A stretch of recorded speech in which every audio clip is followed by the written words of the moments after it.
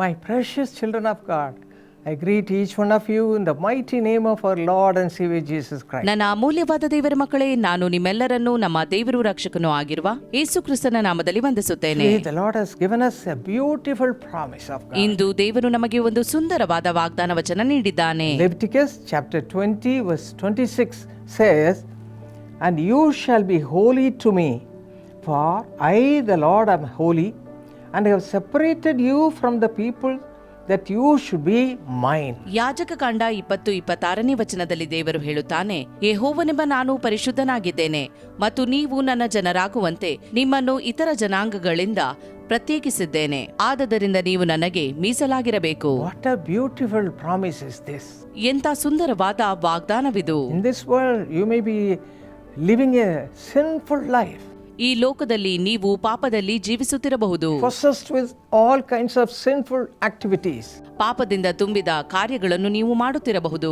Satan may be all the time guiding you, do this, do that, all wrong things you may be doing. ಸೈತಾನನು ನಿಮಗೆ ಮಾರ್ಗದರ್ಶಿಸಿ ಕೆಟ್ಟವುಗಳನ್ನು ಮಾಡುವಂತೆ ಇದು ಮಾಡು ಅದು ಮಾಡು ಎಂಬುದಾಗಿ ಹೇಳುತ್ತಿರಬಹುದು. The Lord says, "My son, my daughter, I want you to be holy like me." ಆದರೆ ಇಲ್ಲಿ ದೇವರು ಹೇಳುತ್ತಿದ್ದಾನೆ, ಮಗನೇ ಮಗಳೇ, ನನ್ನಂತೆಯೇ ನೀವು ಪರಿಶುದ್ಧರಾಗಿರಬೇಕು.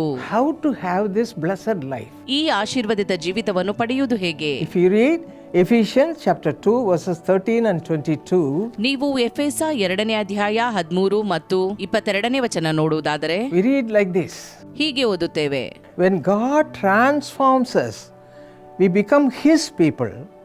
Before that, we have no knowledge about Him. But now, we are no longer strangers or foreigners, but fellow citizens of the household of God, and grow into a holy temple in the Lord.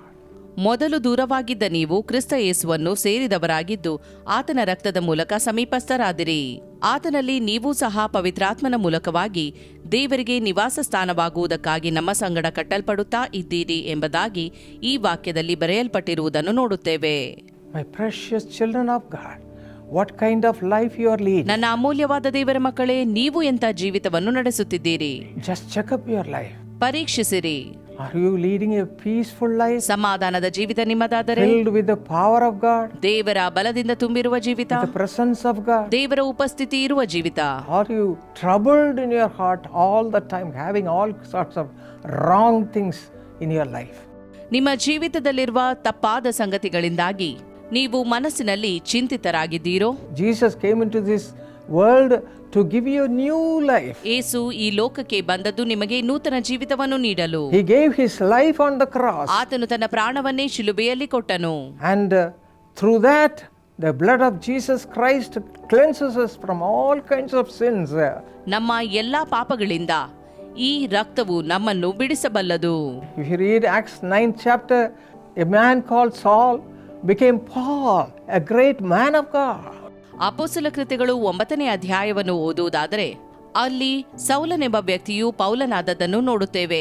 Romans 9:23 we read that he was a vessel of wrath. ರೋಮಾಪುರ 9:23ನೇ ವಚನ ಹೇಳುತ್ತದೆ, ಅವನು ಕೋಪದ But the ಪಾತ್ರೆಯಾಗಿದ್ದನು. Lord in his great mercy made him a vessel of grace. ತನ್ನ ಅಪಾರವಾದ ಪ್ರೀತಿಯಿಂದ ದೇವರು ಅವನನ್ನು ಕೃಪೆಯ ಪಾತ್ರೆಯನ್ನಾಗಿ ಮಾಡಿದನು. See all his writings in the Bible. ಸತ್ಯವೇದದಲ್ಲಿ ಅವನು ಬರೆದ ಪುಸ್ತಕಗಳನ್ನು ಓದುತ್ತೇವೆ. Read it every day. ಪ್ರತಿದಿನ ಅವುಗಳನ್ನು ಓದಿರಿ. What a great life he had after that. ಆ ನಂತರ ಅವನು ಎಂಥ ಜೀವಿತ ನಡೆಸಿದನೆಂದು. My friends, you can also receive that blessed life right now. ಸ್ನೇಹಿತರೆ, ನೀವು ಕೂಡ ಈ ಆಶೀರ್ವಾದದ ಜೀವಿತವನ್ನು ಹೊಂದಬಹುದು. If you have not accepted Jesus as your Savior right now, let us surrender before Him. ನೀವು ಯೇಸುವನ್ನೇ ಸ್ವಂತ ರಕ್ಷಕನನ್ನಾಗಿ ಅಂಗೀಕರಿಸದೇ ಇರುವುದಾದರೆ ಈಗಲೇ ನಿಮ್ಮ ಜೀವಿತವನ್ನು ಆತನಿಗೆ ಒಪ್ಪಿಸಿರಿ. Just as Saul became Paul, you also can be changed in your life.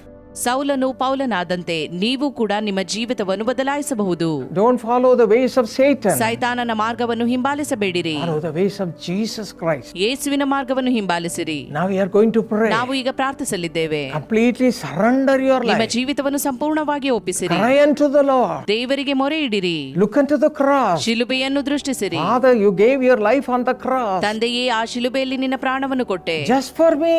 ನನಗೋಸ್ಕರವೇ. Now cleanse me, Lord. ನನ್ನನ್ನು ತೊಳೆದಿರಿ. ದೇವರೇ, Cry, my children, ದೇವರಿಗೆ ಮೊರೆ ಇಡಿರಿ right now. ಈಗಲೇ. The Lord will forgive you. ದೇವರು ನಿಮ್ಮನ್ನು ಕ್ಷಮಿಸುವನು, Give you a new life. ನೂತನ ಜೀವಿತ ನೀಡುವನು, You'll become a new person. ನೂತನ ವ್ಯಕ್ತಿಯಾಗುವಿರಿ. Shall we cry? ನಾವು ಮೊರೆ ಇಡುವ.